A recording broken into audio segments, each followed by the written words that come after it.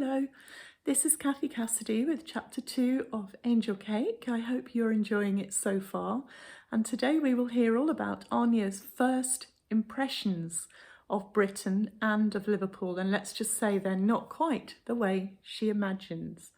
So I'm just going to move this book and show you. I have a little guest appearance today, and this is just over my shoulder. You can see my dog Finn, who is possibly the laziest lurcher in the universe, and he has taken full advantage of lockdown by kind of pushing the rules terribly. And not only is he now lying in state on the sofa, but he's actually made himself a little nest of all our best fluffy cushions, and is just lying there as though, yeah, it's, you know, they're not, the sofa and the cushions are not for us anymore, they're for Finn, which is a bit sad. But anyway, I don't know whether he'll stay there while I'm reading to you. Maybe he'll jump up and walk away or run away. Oh, a bit of a stretch, Finn. But anyway, he's a little bit of background decoration for us, let's just say, while I'm reading. So there we go. I'm going to show you the picture at the top of the chapter, which is a couple of windows and a sign underneath that says Mr. Yip's Fish Emporium. So you'll find out in a minute what that signifies. And here we go with chapter 2. Nothing about Britain is the way I thought it would be. Instead of blue skies and sunshine, there are grey clouds and endless rain that seeps into your bones, your soul. It's October and there are no swallows, just noisy pigeons and squawking seagulls. It's funny how quickly a dream can crumble. The house Dad promised turns out to be a poky flat above a chippy called Mr. Yip's Fish Emporium. The faded wallpaper curls away from damp walls and the smell of stale chip fat clings to everything. Dad has fixed the broken window, mended the kitchen cupboard, but still, it's a dump. There are no roses around the door, just yellow weeds between the broken paving stones and a litter of scrunched up chip papers. It turns out that Dad's new business isn't making his fortune after all. Instead, it's eating up most of his time and quite a bit of his savings. It's just a little cash flow problem, he explains. I promised you a proper house and we will get one. Definitely, once the agency is doing well. This flat, this area, it's just temporary. Mum looks around the flat as if she might cry. The agency will take off, Dad promises.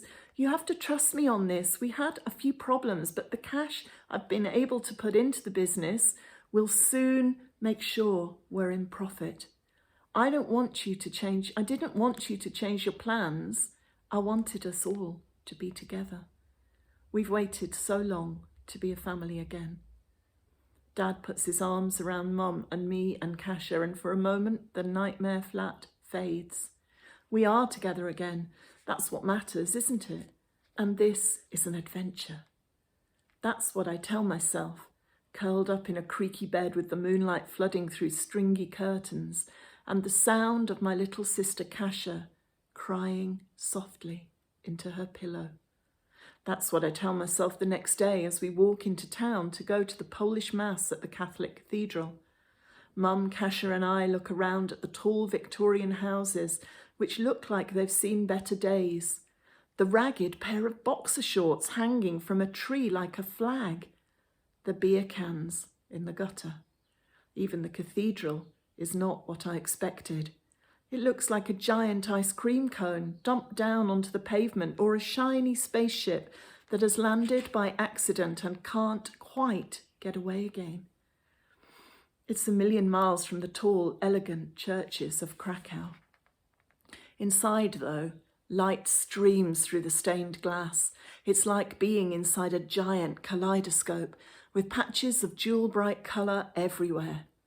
I listen to the Mass, close my eyes and pray for a miracle.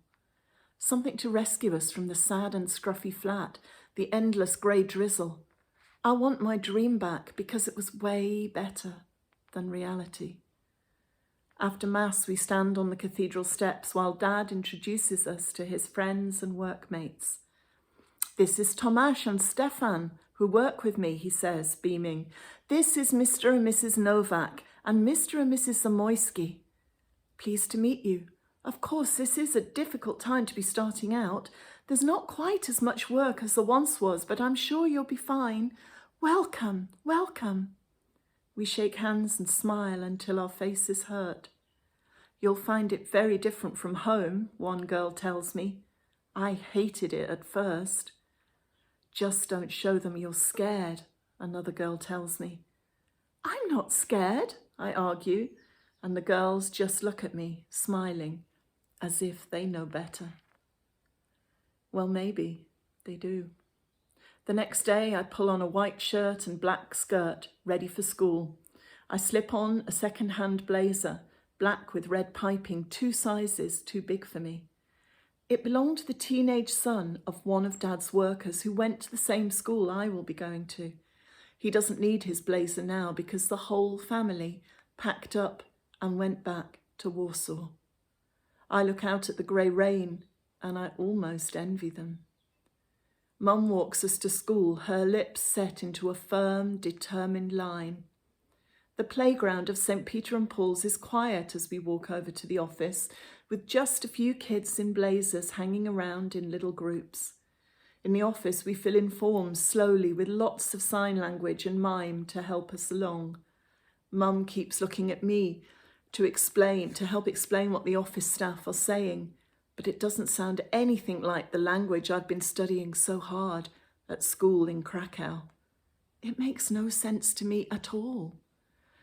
The head teacher, Mr. Fisher, shakes my hand and tells me very loudly and very slowly that he hopes I will be happy here.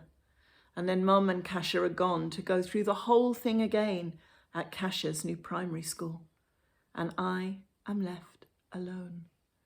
When I step out into the corridor this time, there is a sea of teenagers, pushing, shoving, laughing, yelling. A school secretary leads the way, bulldozing through the crowd to deliver me to room 21A. She ushers me inside and disappears back to her office, and kids descend on me like crows picking over a roadkill rabbit. They prod, they poke, they tug at the sleeve of my too big blazer, and all the time they are talking, laughing, asking questions. I can't understand anything at all.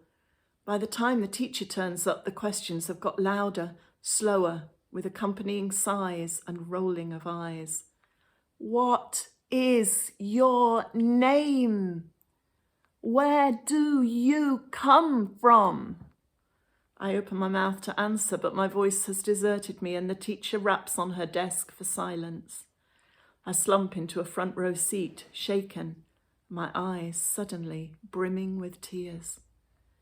I remember what the Polish girl said at Mass yesterday and try to look brave. On the way to my next class, a couple of kids adopt me, dragging me from classroom to lunch hall like a stray dog on a piece of string. "This is Anya," they tell everyone. "She's from Poland. Go on, say something, Anya."